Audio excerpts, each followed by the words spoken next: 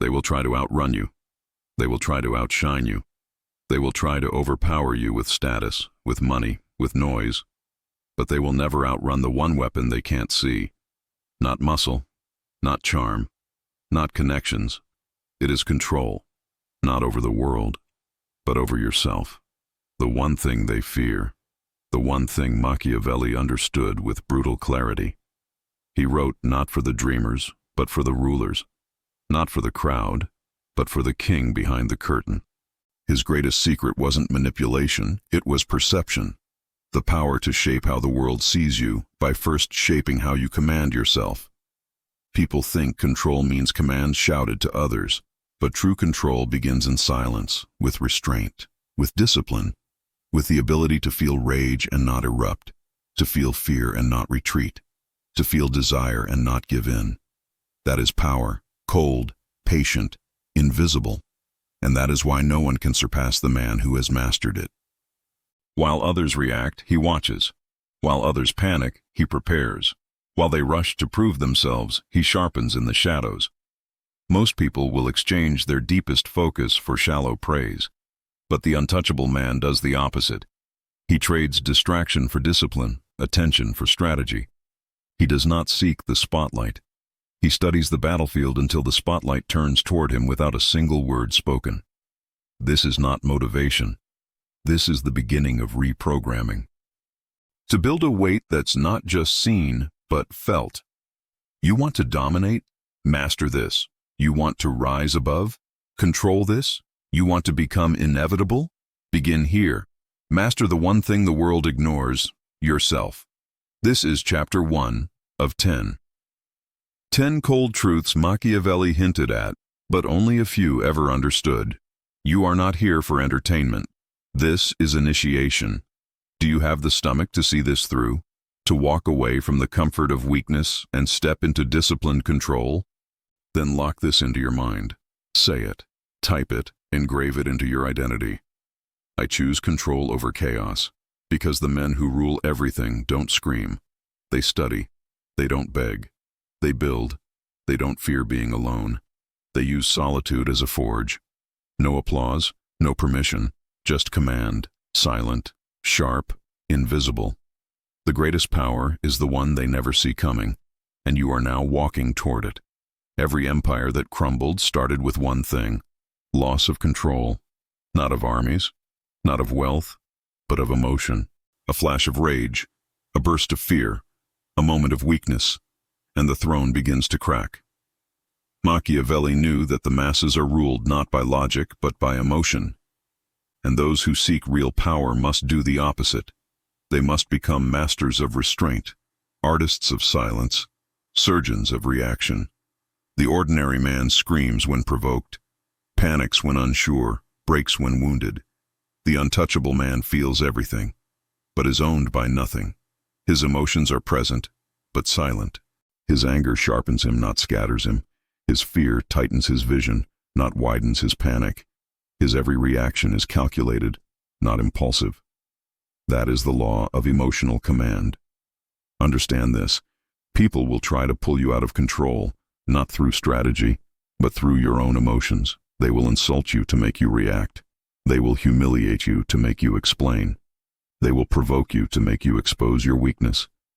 But power doesn't respond to noise. It watches. When you remain still, calm, untouchable, while others bark and flail, you are no longer part of their game. You are the one watching it like a god from above. The moment you let emotion run loose, your enemy doesn't need to beat you. You beat yourself. That's why the man who can remain composed under pressure becomes terrifying, because he signals one thing: you cannot break him. Picture two men facing each other, one red with rage, veins pulsing, fists clenched, the other quiet, still, breathing slowly. You already know who holds the power. Rage is loud, but real danger is quiet. You don't master the world until you master yourself. So ask yourself, what is your trigger? What steals your focus? What emotion owns you most? Anger, insecurity, validation, hunger. Now imagine a man who has burned all of those out of his system.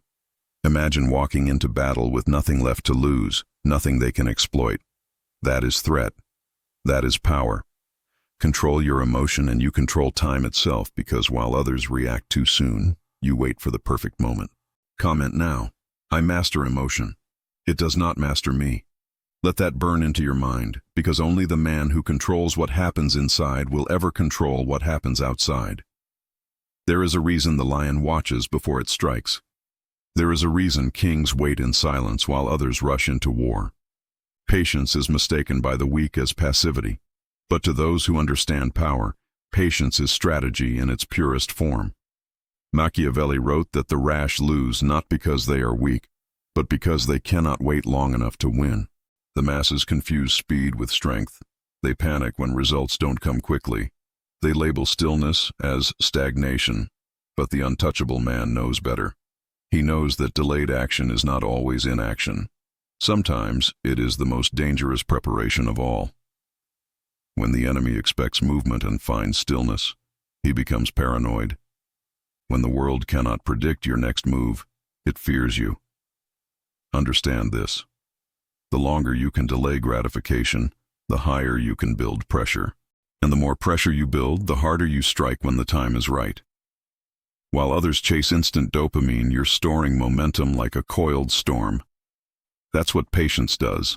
It doesn't just wait, it sharpens. In a society addicted to immediacy, true patience is rebellion. You scroll, they scroll. You speak, they speak. But when you wait and calculate and disappear when they expect you to show up, you become a ghost inside their mind. Power comes to the one who waits at the perfect intersection of readiness and opportunity. The fool prepares without waiting, and the coward waits without preparing. But the untouchable man does both. He sharpens in the shadows. And when the door cracks open, he doesn't think. He moves with such precision that it looks like fate. But it was never fate. It was foresight wrapped in patience. If you want to rise above the noise, detach from the timeline of the world. Don't work on clockwork, work on conditions. While others obey urgency, you obey strategy. Stop showing up when they expect you to. Stop speaking just to fill silence. Say less. Move less. Prepare more. Strike once, and let that be enough. Comment now. I obey no clock. I move with precision. Because the one who waits, not weakly, but with attention, will always surpass the one who moves blindly. In the hands of the undisciplined, reaction is a curse. In the hands of the untouchable, patience is a blade. And when it cuts, it's already too late. Power that announces itself is rarely real. The most feared man in any room is not the loudest, but the one that says the least, and yet commands the most. Machiavelli understood this when he said, "Men are governed not by truth, but by the appearance of truth." Influence, in its purest form, is silent. It operates not through force, but through perception. Every time you walk into a room, you carry a presence, whether you're aware of it or not, and if you haven't built it deliberately, you've surrendered it to chance. The untouchable man does not chase attention. He designs it. He engineers his silence, his body language, his pacing, his stillness, not for theatrics, but for impact. Others speak to be heard. He waits to be felt. While they flood timelines and stages to be seen, he sharpens his words so that when he speaks, even one sentence rings louder than their entire speech. That's the art of invisible influence. It does not beg, it pulls. Most people measure influence by numbers, followers, noise. But real influence is measured by adjustment. Do people shift when you shift? Do they pause when you pause? Do they react to your silence the way they would to another man's shout? If so, you are starting to understand true power. This isn't taught in schools. It's sensed, honed, crafted in solitude. And if you truly want to be beyond competition, you must stop chasing visibility and start building gravity. Anyone can gain attention. Few can pull it without asking. That only happens when your actions are consistent, your energy is composed, and your presence is a result of credible self-control. It is this deep alignment that makes people lean in without knowing why. When you speak, they hang on the pause between words. When you remain silent, they still feel the weight of your presence. Influence does not scream. It orbits. People begin to rotate around you, mirror you, and respond without knowing why. Comment now. I build silent influence. I walk with gravity. Because the man who controls how others perceive him no longer competes for space. He becomes the center of it. That's how vision and energy turn into weaponry. Not by forcing, but by becoming inevitable. Before you seek to rule a room, before you try to impress a crowd, before you attempt to lead others, you must go to war with the first king. Yourself. Not the version you pretend to be, not the mask you wear for applause, but the raw, unfiltered, quiet being staring back at you in the mirror when no one is watching. Machiavelli never said the greatest threat is outside. It lives within. Every fear, every insecurity, every craving for validation, every urge for comfort. This is the true enemy of power. Because how can you command others if you haven't learned to command yourself? A man who cannot resist his impulses will always be a slave pretending to be free. The bed that seduces you in the morning, the phone that distracts you from your path, the urge to react, to scroll, to chase fake dopamine hits. These are the chains you wear in silence, and no one applauds when you break them. But real kings do not need applause. The mirror respects only results. That's the cold truth.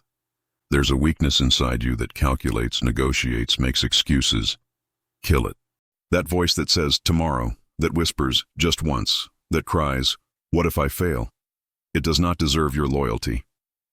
That voice builds the architecture of mediocrity. Power begins when you decide your internal voice is no longer a democracy. It becomes a dictatorship of discipline, a ruler who commands himself even when comfort calls, especially when it does. Don't just conquer goals, conquer the urge to quit. Don't just kill distraction. Kill the part of you that seeks it. That's where the real transformation happens, and no one sees it, no views, no followers. Just the slow, steady war in the early hours, the pain you voluntarily embrace, the silence you hold while others seek approval. Comment now. I have declared war on weakness. I am my first king. Until the man in the mirror is under your command, every victory outside is a borrowed costume. The greatest power is not to appear strong, it is to actually be strong in the places no one can see. Only when you've bled in silence can you roar in power. Only when you've ruled yourself can you call yourself untouchable. The world can strip you of everything, status, money, title, followers. But there is one thing they can never take unless you give it, your discipline. It is the rarest type of power because it cannot be bought, inherited, or faked. It must be forged in the dark, when no one is watching, when no one is praising, when silence is your only witness. Machiavelli didn't admire those who made noise. He admired those who governed themselves so completely that no external force could ever dethrone them. That is what discipline truly is, the invisible crown. Without it, you are ruled by urges, by cravings, by every minor temptation disguised as comfort. You sleep because it's warm. You quit because it's hard. You scroll because it's easy. But the man who wears discipline as his daily armor wakes when he's tired, works when he's uninspired, sharpens even when he's winning. The world calls him obsessive. He calls it standard. Understand this. Every time you obey a craving instead of a command, your own command, you make a trade. You choose weakness over power, softness over steel, delay over domination. Most men live at the bottom not because they lack intelligence, but because they lack constitution. They break in the face of boredom. The repetition of greatness suffocates those trained by instant results, but not you, not now. Routine is your castle. Repetition is your weapon. Pain becomes proof that others are dropping off and you're still standing. Discipline doesn't mean waking up early once. It means never negotiating with the voice that doubts the mission. It's not glamorous, it's not loud, it's thankless, but it's what makes you inevitable. When you carry this trait, you don't need motivation. Motivation is the spark. Discipline is the engine, and this engine cannot be turned off by weather, mood, or failure. It runs regardless. That's what scares people most. Not your talent, not your skill, but your refusal to quit. Comment now. Discipline is my crown. I do not remove it. Let it become your truth. Let it burn in the back of your soul, because while everyone else bends to circumstance, discipline allows you to bend reality. The results may not come fast, but they'll come permanently, and when they do, no one will question how you did it. They will only beg to know how you never stopped. Rigidity is the death of power. The moment you stop evolving, you start decaying. What worked yesterday becomes the reason you fail today. Even Machiavelli knew those who cling to fixed methods will eventually be destroyed by the world they once ruled. Power is not a statue. It is not a flag you plant once and walk away. Power is a shapeshifter. It adapts like water. It flows where others drown. Most men collapse because they forever try to win using the same approach they used in their first victory. But the untouchable man evolves endlessly. He changes masks, shifts tactics, sheds habits, and kills identities without mercy. Because he is loyal to one thing and one thing only: victory. He does not fall in love with his method. He falls in love with momentum. What worked last month might be a liability this month, so he adjusts, bends, calculates, reinvents all without warning. That's what makes him untouchable. You can't predict what cannot be defined. Adaptation is not a moment. It is a mindset. It's the ability to move like wind and strike like lightning. It is calm while preparing and chaos when attacking. People fear what they can't categorize. They don't know whether to watch, obey, copy, or run. That's how you win, by becoming unreadable. To do this, you must kill parts of yourself. You must betray the old you. Comfort will beg you to stay the same. Ego will tell you to hold on to what once worked. Ignore it. Burn the blueprint if it stops working. Rewrite the code. Break your own limits. Because every version of you that refuses to grow becomes a prison, and the untouchable man breaks out every time. Adaptation makes you immortal, not in body, but in method. Kings lose empires because they refuse to evolve. Entire armies perish because generals stick to the same attack one war too long. But the man who changes fluidly survives not just battle, he survives every era. Comment now. I evolve endlessly. I betray stagnant versions of myself. Let it solidify inside you. Because the one thing more terrifying than power is power that cannot be tracked, predicted, or understood. That is what adaptation gives you. Limitless possibilities inside a world built on limitation, and that makes you impossible to surpass. Power means nothing if it cannot survive pressure. A man is not measured on calm days, on victories, on applause. He is measured on the days that break most people. When friends vanish, plans fail, when it all falls apart and you're left standing in the rubble alone. That moment, right there, is what separates legends from the rest.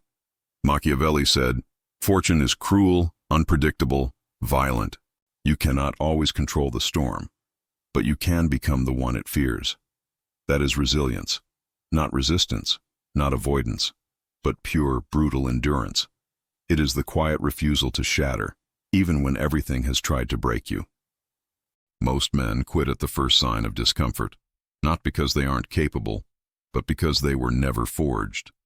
They were softened by safety, coddled by comfort, trained to believe every hardship is a failure, not a fire. But the untouchable man knows better. Pain is not punishment, it's the forge. It's the brutal hammer that turns you from good to great, from promising to permanent. Every hit that doesn't break you adds to your edge.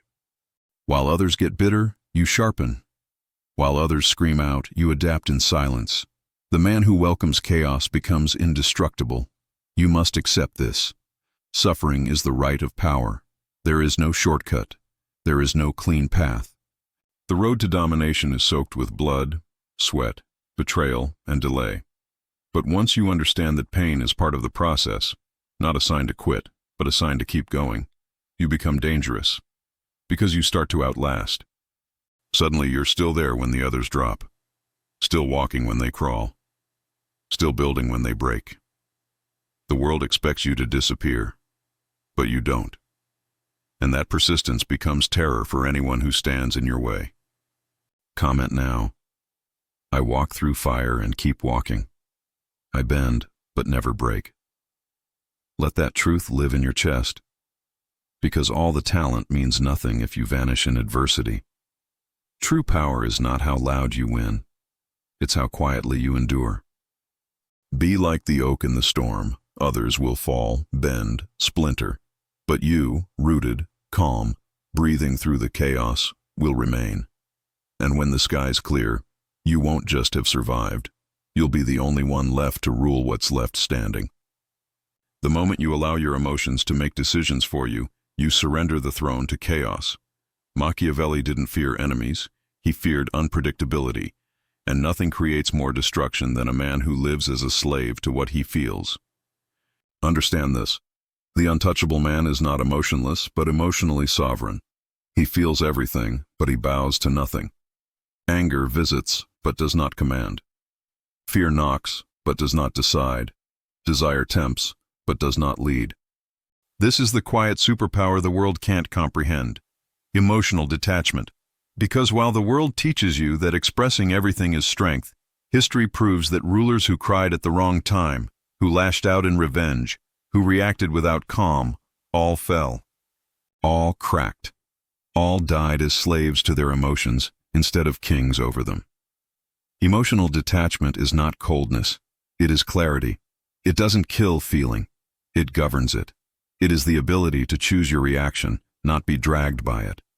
And that is where true danger lies, because nothing unsettles a weak man more than a strong man who doesn't react.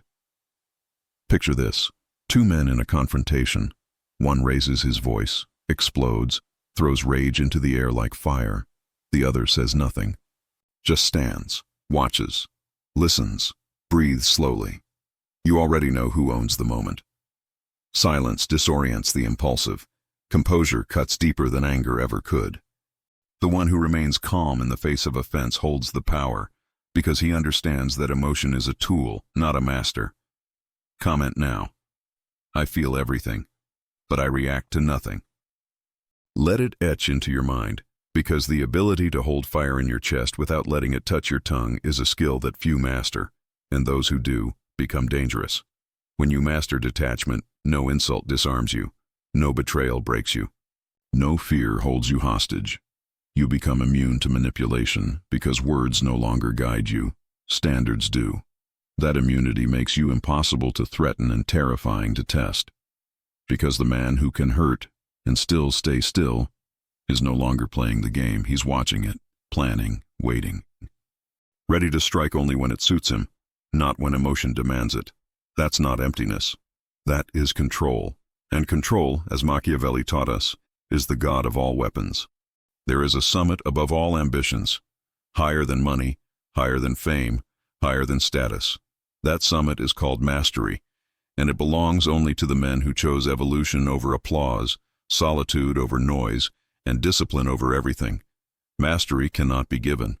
It cannot be borrowed. It must be earned 1,000 times in silence while the rest of the world forgets your name. Machiavelli understood that power born from circumstance dies with the season, but power born from self-control becomes unstoppable. Because the man who reaches mastery is no longer chained to outcomes. He does not beg the world to notice him. He makes the world reshape itself around him. He doesn't obsess over victory. He sharpens, refines, improves, until he becomes the one no one can compete with. That is the final goal. Not to impress, not to dominate, but to become undeniable through such relentless sculpting of self that nothing and no one can stand shoulder to shoulder with you. Mastery is not perfection. It is command. It's the ability to control chaos and remain composed through madness. It's making fewer moves but making them count like atomic strikes. It's not needing to speak because presence speaks louder.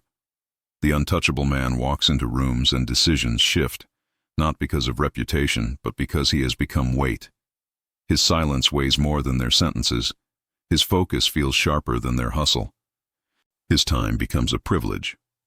This is what makes mastery terrifying, because it is visible only to those wise enough to recognize it, yet obvious to everyone who stands beneath it. And the reward? It is not just influence, not just control.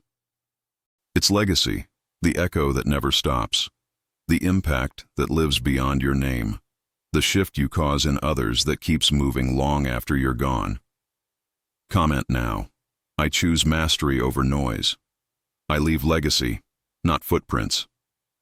Let these be your final words, not just for this chapter, but for the war you've now chosen to walk into daily. Because power built on trends comes and goes, but power built on mastery becomes architecture, permanent, silent, immovable. People will forget what you did, but they will not forget how they felt in your presence.